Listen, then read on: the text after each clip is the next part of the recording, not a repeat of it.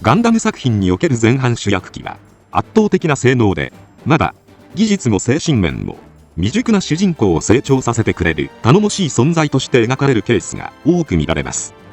ただ中盤以降は主人公の能力の成長や最新鋭機に性能が追いつかなくなるなど様々な理由から大改修を受けたり、主人公がより高性能な後継機に乗り換えたため別のパイロットへ移乗されるといったイベントが発生します。今回はそんな前半主役機がそれぞれどんな運命をたどったのかについてアニメ版の機体について見ていきたいと思います。機動戦士ガンダム。ファーストガンダムにおける主役機 RX78-2 ガンダムは終盤まで大幅な改修はされず、ほぼそのまま運用されます。サイドセブンが襲われた際、アムロが成り行きで本機に登場することになって以降、ジャブローへ向かうホワイトベースの重要な戦力としてエース級のパイロットと交戦し続けました。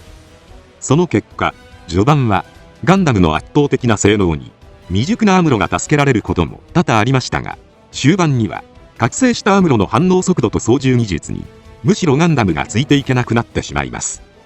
そこで機体の反応速度を向上させるマグネットコーティングの処置が施され、この仕様で最終決戦であるアバオア空戦まで戦い抜くことになりました。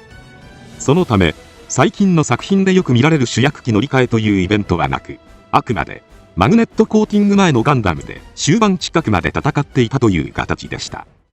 機動戦士ガンダム第 08MS 小隊。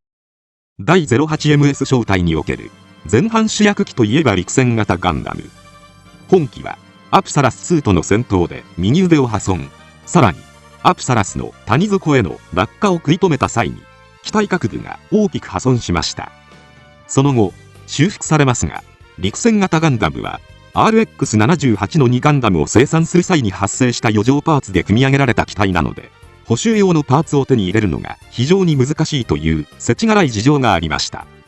そのため陸戦型ジムや現地で調達可能なジャンクパーツを組み合わせた EG8 への大規模な現地回収が行われます。そしてアプサラス3との最終決戦となるラサ基地での攻防戦まで運用されました。ガンダムという名を冠していながらもザクにやられてしまう可能性もあるということで、ガンダムが無敵という表現を覆した機体として印象深い方も多いのではないでしょうか。機動戦士ガンダム0080、機動戦士ガンダムイグルー。ガンダム0080の主人公はアルフレッド・イズルハ、通称アルなので厳密には主役機自体が存在しませんが、バーニーのザク2回が主役機的なポジションとなります。ただ本格的な戦闘を行ったのは終盤だったため、本作では前半主役機に該当する機体はありません。またガンダムイグルーも主人公であるオリバー・マイはもともと技術者であり、ビグラングのパイロットを務めるのが物語終盤となっているので、前半主役機に該当する機体はありませんでした。機動戦士ガンダム0083スターダストメモリー。0083スターダストメモリーにおける前半主役機といえば GP01 ゼフィランサスになります。本機は宇宙用への改修が済んでいないにもかかわらず中域戦闘に出撃。シーマガラハウがカルゲルヌグマリーネとの戦闘で一度大破。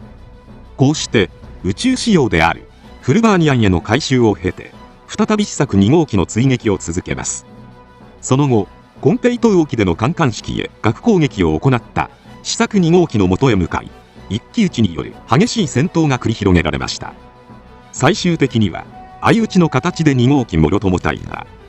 コアファイターによる脱出機能が作動しなかったため、そのまま機体を放棄し、コアはジムキャノン2の手のひらの上から愛機が2号機とともに爆散する姿を見届けました。そしてベラーズ紛争の後、核を搭載した試作2号機の存在が公になるのを恐れた連邦軍によってガンダム開発計画が抹消されたため、 GP01 はその存在すら歴史から消えることになりました。機動戦士ゼータガンダム。ゼータガンダムにおける前半主役機といえばガンダムマーク2。マーク2は地球連邦軍の最新鋭機とも言えそうなポジションの機体ではありますが、ガンダムマーク2の開発者でカミーユの父でもあるフランクリン・ビバン曰く、あんなもの呼ばわりされていたりもしました。しかしカミーユが奪取して以降、高い戦果を上げていきます。そしてガブスレイとの戦闘後、アーガマへと輸送されてきたゼータガンダムへカミーユが乗り換えたため、以降はエマシーンの蒸気として運用されていきます。G ディフェンサーとの連携もあり、最新鋭機と互角に渡り合いながらグリプス戦役終盤まで戦い抜きますが、バラスアテネとの戦いの末にエマが機体の外で破片の直撃を受け落命。機体はそのまま放置されました。しかしグリプスでの戦闘終了後、放置されていた本機を発見したファーユイリーのメタスによって回収されました。なおその後ガンダムダブルゼータではラビアンローズとアーガマが接触した際に再配備されていますが、メタスが回収した機体と同一機かどうかは言及されておらず、アナハイムエレクトロニクス社が独自に開発した機体という説もあるようです。こうして第一次ネオジオン構想でもガンダムマーク2はガンダムチームの一員として活躍しますが、最終決戦におけるクイーンマンサとの戦いで中破し、そのままサイド3に放棄されました。なお漫画機動戦士ガンダムユニコーン四季の帰還によると、放棄されたガンダムマーク2は戦後ミネバ一派によって回収され、メガラニカの警備用としてバナージが運用するようになりました。ビームマグナムを撃てるよう右手に回収がなされています。そこまでしてビームマグナムが必要なのかと突っ込みたくなるところですが、もはやバナージといえばビームマグナムという図式が出来上がっているのかもしれません。機動戦士ガンダムダブルゼータ。ガンダムダブルゼータにおける前半主役機といえばゼータガンダム。ゼータガンダムはハンマとの戦闘中に頭部が破損した上、入れ替わるようにダブルゼータが配備されたため、主役機の座をダブルゼータへと譲ります。その後ラビアンローズとの合流の際に完全に修復され、戦線へ復帰してからはルールカをメインパイロットとしつつ、様々なパイロットが登場し運用されました。柔道も地球上ではダブルゼータよりもゼータの方が小回りが利くという理由で登場するなど、機動性の高さを生かして第一次ネオジオン構想を戦い抜きます。最終決戦ではクイーンマンサの攻撃で中破しますが、プル2の離反によってコックピットが開放された隙を突き、グレミーごとクイーンマンサを撃ち抜き、その役目を終えました。なおその後連邦軍によって回収されて修復されるも、ニュータイプとガンダムを接触させることを恐れた上層部によって封印されたとされています。小説版逆襲のシャアでは、シャアの反乱の際にロンドベルがゼータガンダム使用の申請をしたものの申請は通らず、それどころか連邦の閣僚はゼータの保管場所を忘れているだろうと語られていました。UC エンゲージや機動戦士ムーンガンダムでは、アムロはリック・リジェなどに乗っていることからゼータガンダムの申請が通らなかったことが伺えます。ちなみにダブルゼータガンダムは最終決戦でフルアーマーダブルゼータガンダムと強化型ダブルゼータガンダムに回収されているので、こちらも前半主役機と言えるかもしれません。本機はハマーンとの戦いで大破しましたが、その後ガンダムイボルブで木星へ旅立ったジュドーが登場していたり、機動戦士クロスボーンガンダムなどではダブルゼータガンダムと同一と明言はされていないものの、ガンプとして登場していたりします。機動戦士ガンダム逆襲のシャア。逆襲のシャアにおける前半主役機といえばリガズイ。劇中序盤からフィフスルナ落下阻止のため出撃し、ギュネイのヤクト動画と交戦します。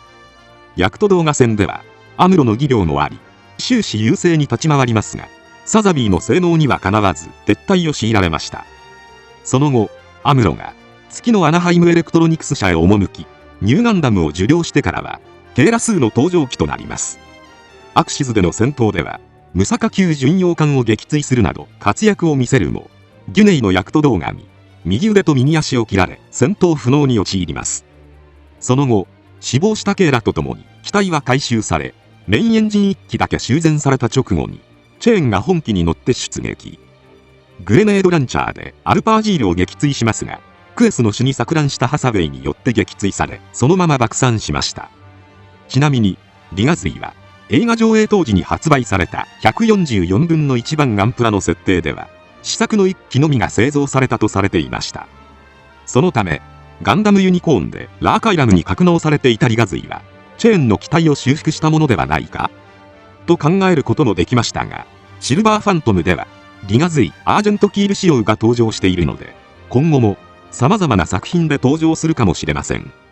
機動戦士ガンダムトワイライトアクシズ。トワイライトアクシズでは主役がアルレット・アルマージュとダントン・ハイレッグですが、作中では様々な機体に登場しています。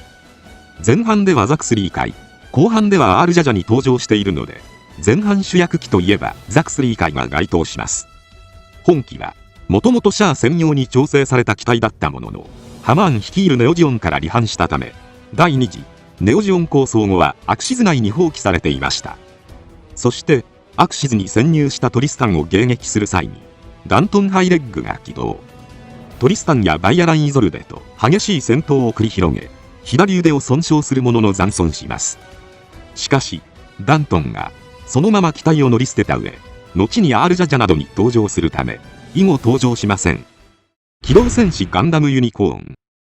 ガンダムユニコーンでは一貫してユニコーンガンダムが主役機として使用されているため、作中ではフルアーマー化のような装備追加以外に目立った改修は受けていません。しかしバナージのニュータイプ能力の成長に伴ってユニコーンガンダムもサイコフレームの秘められた力を解放していきました。そのため改修を受けずともパイロットとともに機体が成長していったような機体なのではないでしょうか。終盤以降はサイコフレームの発光色が緑色へと変化した上、推進機が搭載されていないはずのシールドをファンネルのように操れるようになります。またメガラニカに放たれたコロニーレーザーを防いだ際にはサイコフレームが結晶へと変化し、光の結晶体へと進化。時を巻き戻したかのような無敵の力を発揮するに至りました。機動戦士ガンダムナラティブ。ガンダムナラティブではナラティブガンダムが終盤まで主役機を務めました。サイド4近辺における不死鳥狩り作戦ではサイコキャプチャーを装備した A 装備。コロニーメイティスにおけるゾルタン隊との戦闘では市街戦を想定した B 装備。最終決戦ではサイコフレームを外装パーツとして装着した C 装備と戦況に合わせて装備を換装しながら戦い抜きます。しかし最終的にはセカンドネオジオングに囚われたフェネクスを救出するため捨て身の特攻を仕掛けますが、機体は爆散。それでも分離したコアファイターでなんとかヨナをフェネクスの元まで送り届け役目を終えました。そしてヨナはそのままフェネクスへと乗り込み、セカンドネオジオングとの壮絶な一騎打ちを繰り広げています。機動戦士ガンダムサンダーボルト。サンダーボルトでは各パートごとに主役機が変わるため、厳密には前半主役機に該当する機体はありませんが、目まぐるしく機体とパイロットが変化しています。まず第1部の主役機であるフルアーマーガンダムはサンダーボルト中1機におけるサイコザクとの激しい戦闘の末相打ちとなりますが、ジオン側のセイレーン機動艦隊が救援にやってきたため機体は鹵獲回収されてしまいました。そしてクライバー将軍の研究施設で修繕された後、ダニル・ローレンツがこれを奪取し、自身のサイコザクへ内部装甲として装着し、パーフェクトガンダムへと換装します。短期で連邦艦隊を相手取る高い性能を発揮し、最終決戦でもパーフェクトジオングを圧倒するものの、コロニーレーザー内の戦いで大破。なんとか母艦へ帰還した後、ダリルがザクワンへ乗り換えたため、そのまま遺棄されました。最初の主役機が最後のライバル機の素体になるという珍しい例ではないでしょうか。アトラスガンダムに関しては第2部の前半主役機として登場し、地上における南洋同盟の戦いで戦闘の要となります。その後宇宙に上がってからはイオがリリーと共にパーフェクトジオングへと乗り換えたため、アトラスガンダムは宇宙仕様へと改修され、ビアンカへと譲られました。その後南洋同盟との決戦でビムザムを撃破するために核ミサイルを装着し出撃。見事核ミサイルを直撃させるも不発に終わり、機体もビムザムのビームを受けて中波ビアンカごと南洋同盟に鹵獲されてしまいました。機動戦士ガンダム閃光のハサウェイ。閃光のハサウェイではクシーガンダムが一貫して主役機として扱われる上、小説版では目立った改修も行われていません。そのため前半主役機もしくは前半形態にあたる機体は存在しません。ただスパロボ V やエクストリーム VS シリーズではブースターも兼ねたマイクロミサイルポッドなどゲームオリジナルの武装が追加されているケースも見られました。そのため劇場版閃光のハサウェイ第2部サン・オブ・ブライトでもアニメオリジナルの新装備が登場するのではないかと考察できます。小説版では初登場からマフティーの旗印として活躍しますが、アデレート空港の戦闘でビームバリアの罠にかかり機体が丸焼きにされ、機能停止、そのまま、重傷のハサウェイともども連邦軍に回収されました。機動戦士ガンダム F91。本作でも、後継機の投入や目立った回収は行われず、前半から終盤に至るまで、F91 が主役機を務めています。ただ、ラフレシアでの戦闘では、MEP 現象が発生し、質量を持った残像を生み出しました。そのため、回収は受けていないものの、パイロットが限界を超えて機体を動かしたため、前半とは比べ物にならない性能が発揮された機体となっています。作中では、その後のシーブック機の行方は描かれていませんが、クロスボーンガンダムの描写を見る限り、コスモバビロニア建国戦争終結まで運用されていたようです。機動戦士ビクトリーガンダム。本作の前半主役機といえばビクトリーガンダム。ウッソの狩るビクトリーガンダムは、収容所からの脱出の際、ベスパとの交戦で被弾したことで、A パーツ C パーツを喪失し、コアファイターのみとなってしまいました。そして、コアファイターで脱出し、ホワイトアークに合流した後、ウッソが V2 ガンダムへと乗り換えたため、これでお役御免かと思われましたが、ウッソはコアファイターを抱えたまま出撃。戦闘の中で、敵機へ向けてコアファイターを放り投げて相手を撹乱、その隙に敵機ごと撃ち抜かれるという形で爆散しました。機体を自爆させるという解釈の仕方は、他シリーズでも見られますが、慣れ親しんだ愛機を、主人公が戦術のために自ら撃ち抜くという場面は珍しく、印象に残っている方も多いのではないでしょうか。なお、ウッソ機はここで退場しますが、ビクトリーガンダムは主役機にしては珍しく量産機なので、ウッソ機以外のビクトリーガンダムは、ほぼ全機が通信・索敵機能を強化した頭部のビクトリーガンダム兵器さえ回収され、終戦まで運用されていました。機動武闘伝 G ガンダム。G ガンダムにおける前半主役機といえばシャイニングガンダム。シャイニングの出番は、ガンダムファイト決勝戦直前のギアナ高地での戦いまでとなっています。ドモンは、ギアナでの戦いで、真のスーパーモードを会得し、マスターガンダムとデビルガンダムを倒すことに成功しました。しかし、エネルギーが底を突きかけていた本機では、決勝大会の会場まで迎えないため、ドモンは、空から投下された後継機ゴッドガンダムへの乗り換えを試みます。その際、マスターガンダムの追撃を倒すために、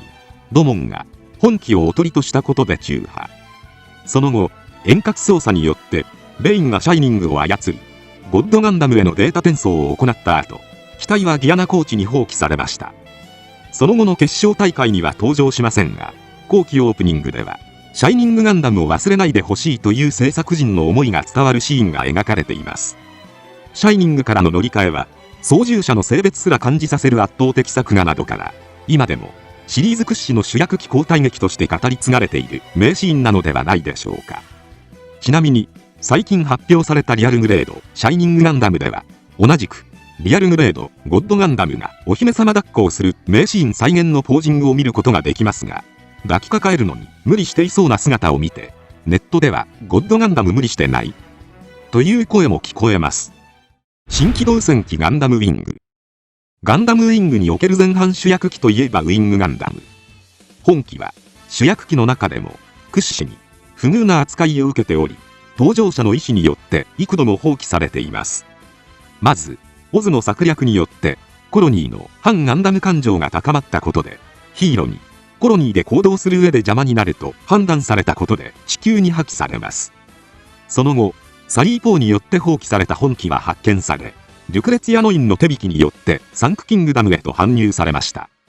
そして地球へ再度降り立ったヒーローの手に渡ります。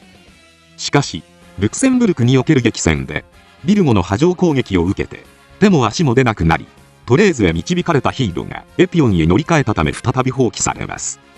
その後、オズに機体を回収され修復され、宇宙用のブースターを装着した後、目覚めたレディアンがトレーズの元へ向かう足代わりとして使用。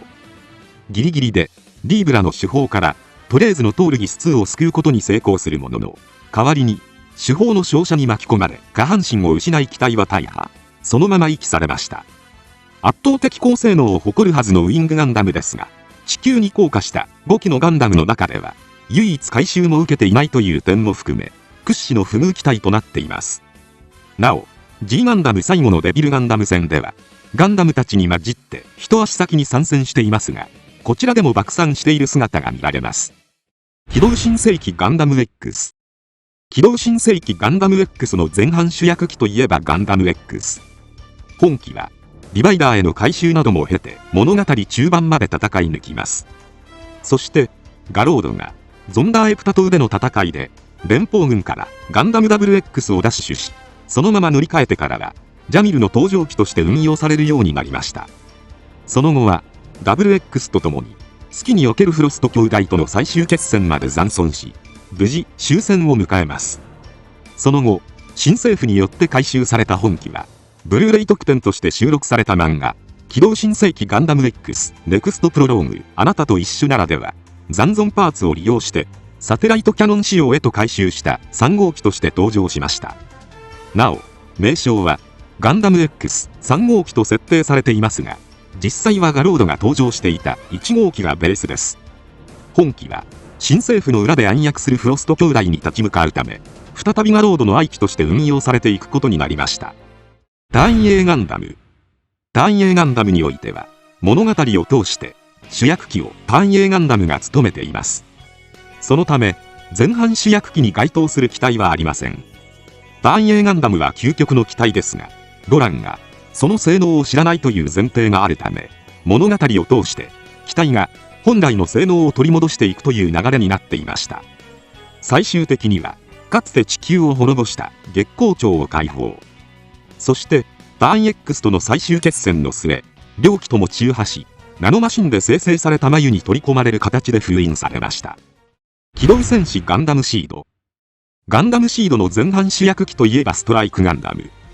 ストライクは、物語中盤、オーブ出発直後の戦闘で、イージスの自爆に巻き込まれ、機体は大破します。しかし、キラは、コックピットのセーフティーシャッターが作動したため生存。マルキオ同士による手引きで、プラントのラクスの元へ運ばれました。そして、療養生活の中で、何と戦うべきかを見つけたキラのために、新たなる剣としてフリーダムが託されました。一方、ストライクは、キラの捜索に来たオーブによって機体が回収され修復。連合軍から脱出したアークエンジェルがオーブへ寄港した際に返却されます。しかし、キラは、すでにフリーダムのパイロットになっていたため、ムーの登場機として運用されました。その後、オーブ防衛戦やメンデルでの戦闘を経て、ヤキンドゥエ攻防戦まで戦い抜きますが、プロビデンスとの戦闘でドラグーンに対応しきれず中破。アークエンジェルへ帰投しようとしますが、ドミニオンから発射されたローエングリンからアークエンジェルをかばい爆散しました。ただ、ストライクの性能は非常に優れていたようで、後年には、ストライクの技術を応用して再設計したストライクノワールなどに引き継がれています。機動戦士ガンダムシードデスティニー。シードデスティニーの前半主役機といえばインパルス。インパルスは初登場からフリーダム撃墜まで主役機を務めました。そしてジブリールを捕獲するためのヘブンズベース戦へ向けジブラルタルへ集結した際にディランダルから新エデスティニーが託されたため主役機の座を降りることになります。以降はルナマリアの上機となりメサイア攻防戦まで戦い抜きますがインフィニットジャスティスとの戦闘で損傷。その後は大破したデスティニーを追って月面へ降り立ちそのまま終戦を迎えました。そして戦後オーブによって機体は回収され暁島で新型のバッテリーへのアップデートなどが施されたスペック2へと回収されます。そしてシードフリーダム中盤にてコンパスの新たな戦力としてエリカ・シモンズから託され再びルナマリアの登場機となりました。そしてファウンデーションとの最終決戦ではデスティニーと共にミレニアムの護衛役として出撃しギャンシュトロームを中破させたりミーティア装備でレクイエムの破壊に貢献するなどの活躍を見せています。機動戦士ガンダムシードフリーダム。シードフリーダムの前半主役機といえばライジングフリーダム。物語中盤におけるファウンデーションとの合同作戦の際にブラックナイトスコードからの波状攻撃を受けます。懸命に迎撃しますがキラの精神的な疲弊もあって徐々に追い詰められていき最終的には右腕を切断された直後に受けた単身投射システムによって機能停止。その後ギャンシュトロームによって死をもがれ再起不能となりました。その後キラはアスランによって救出されるものの本機は放棄されそのままファウンデーションが放った核爆弾に巻き込まれ完全に消失しました。機動戦士ガンダムシードコズミックイラ73スターゲイザー。本作では前半から後半までストライクノワールとスターゲイザーが主役機を務めます。劇中終盤、ストライクノワールはスターゲイザーダッシュのため DSSD を襲撃し、シビリアンアストレイを次々に破壊する活躍を見せました。その後、スターゲイザーとの戦闘になりますが、一瞬の隙を突かれてスターゲイザーに組みつかれ、ボアチュール・リュミエールの超加速で共に地球と金星の間まで吹き飛ばされます。その際の超加速に耐えられず機体は大破。スターゲイザーへ地球帰還のためのわずかなエネルギーを送った後、そのまま放棄されました。機動戦士ガンダム00。ガンダム00の前半主役機といえばガンダムエクシア。エクシアは歴代主人公機の中でもかなり長きにわたって運用されています。まずファーストシーズンの最後に大破した後もソレスタルビーイングと合流せず、独自に行動していたセツナによってエクシアリペアへと回収され運用されていました。ただソレスタルビーイングに接触できないまま行われた現地回収だったため、完全な修復には至らず大きく性能は低下しています。そのためコロニークラウドの戦いでは最新鋭機であるアヘッドにかなわず大破しました。その後セツナは00に乗り換えますが、本機はソレスタルビーイングに回収された後、エクシアリペア2へと回収されています。そしてリボンズ・アルマークとの最終決戦で大破した00の代替機として投入され、オーガンダムとの壮絶な一騎打ちを繰り広げ、最終的には相打ちへと持ち込みました。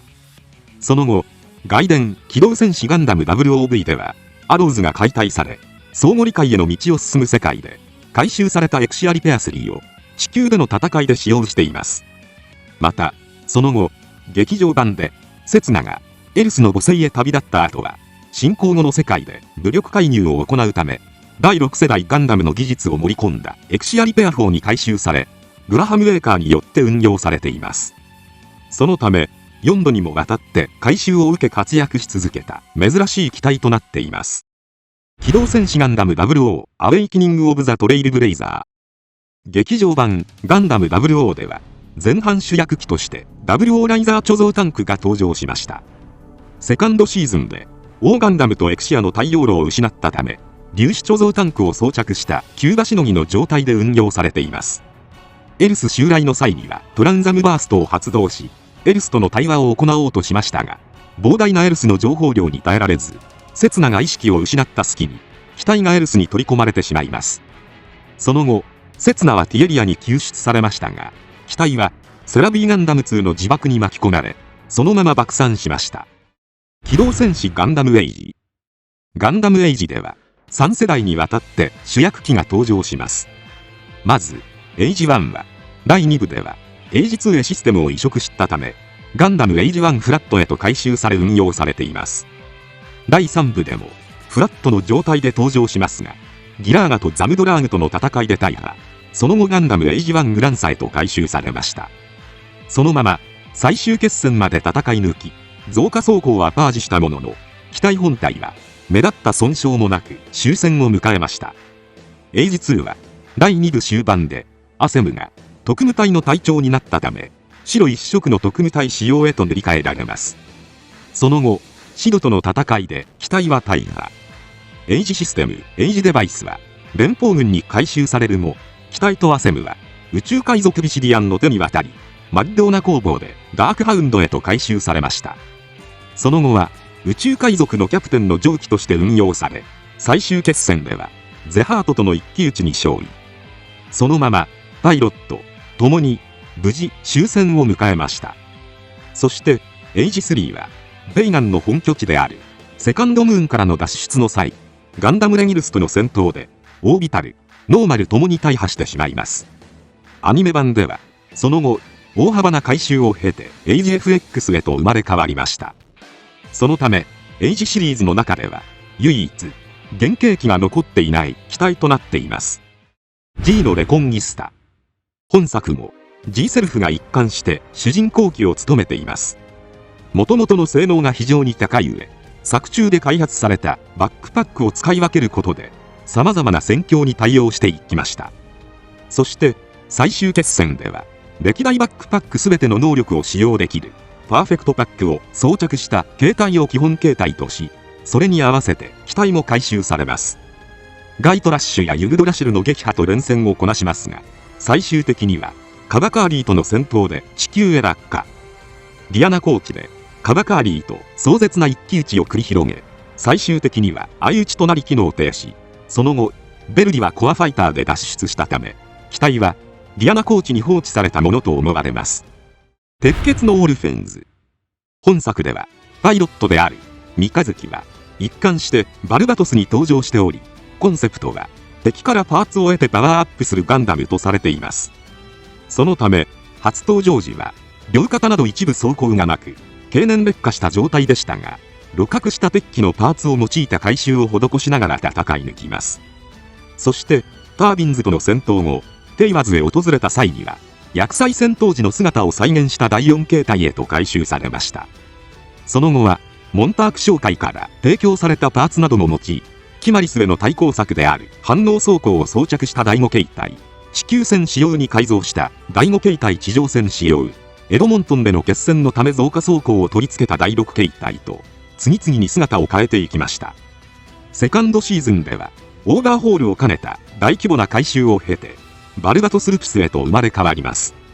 そして、鉄火団の悪魔として異名を轟かせる活躍を見せますが、物語中盤におけるモビルアーマーハシマルとの熾烈な戦いで大破。深刻なダメージを負ったため、再び再生へと送られ、最終形態であるバルバトスルプスレックスへと回収されました。水星の魔女。本作の前半主役機といえばガンダムエアリアル。もともとはガンダムルブリスとして開発されましたが、水星でエアリアルに回収されました。水星に住んでいた時から、スレッタの愛機として運用され、アスティカシア学園でも、地球寮の主力機として決闘を戦い抜いていきます。しかし、グラスレー寮との戦いで、大幅なダメージを負ったため、新生開発公社によって、エアリアル回収型へと全面的な回収が行われました。エアリアルは、穏やかな外観のようにも見える様相でしたが、回収後の初出撃では、怖くなったとソフィから言われたかと思いきや、いきなりやめなさいを繰り出して、視聴者の度肝を抜く展開となりました。その後、回収中に溜まっていた決闘や、ランブルリングと難なくこなしますが、アスティカシアへ復帰したグエルとのダリルバルデとの決闘に敗北。その後、機体はプロスペラの手に渡り、クワイエットゼロのコアとして運用されます。これに対抗すべく、スレッタはキャリバーンに登場し、シリーズでも珍しい前半主役機と後半主役機による戦いが繰り広げられました。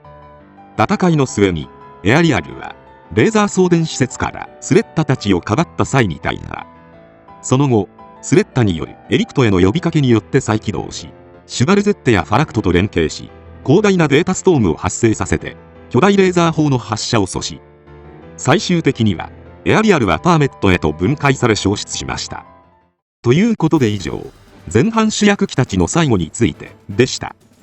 前半主役機は、後継機や回収機に役目をつなぐため、深刻なダメージを受けたり、原型もないほど破壊されるなど、最終的には非常に痛々しい姿となってしまうケースが多々見られます。しかし、どれほど傷ついても、主人公の命を身を挺して守る姿から、後半主役機以上に思い入れ深い方も多いのではないでしょうか。ただ、パイロットの主役機に対する対応は様々で、愛着を持ってくれるパイロットもいれば、簡単に放棄するパイロット、おとりに使って爆破するパイロットもいました。最終的には、後半主役機に乗り換えるために大破する運命だとしても、優秀の美を飾ってほしいと思うので、シャイニングガンダムの最後がとても好きですが、皆様は、どんな前半主役機が好きですか？ぜひコメントで教えていただけたら嬉しいです。